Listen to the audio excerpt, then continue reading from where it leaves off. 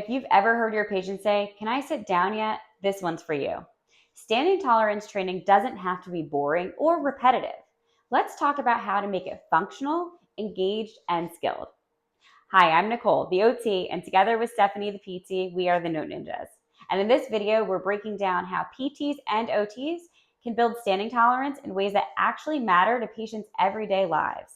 No more static holds at a countertop for 10 minutes without any reasoning. We're showing you how to make standing work purposeful, safe, and documentable. Standing tolerance is about much more than endurance. It's about building the strength, balance, and postural control needed for real-life activities like grooming at the sink, meal prep, laundry, or reaching into cabinets.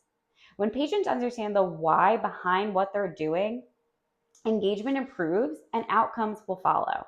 So here are a few ways to make standing training feel less like a chore and more like function. Countertop activities can include having the patient fold towels or wash dishes or organizing items while you cue for posture, weight shifting, and endurance.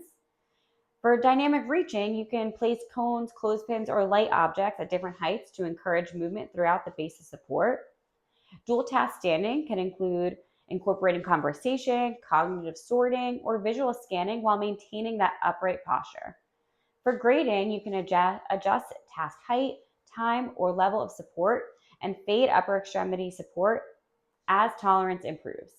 And here's how to show your clinical skill in your documentation. Therapists facilitate a dynamic standing tolerance activity involving reaching across midline to retrieve and organize cones at counter height. Provided verbal cues for upright posture and tactile cues to promote equal weight bearing through lower extremities. Activity addressed standing endurance, balance, and postural control to improve independence and safety during ADLs such as grooming and meal preparation. That's skilled care because it's specific, it's purposeful, and it's tied to function.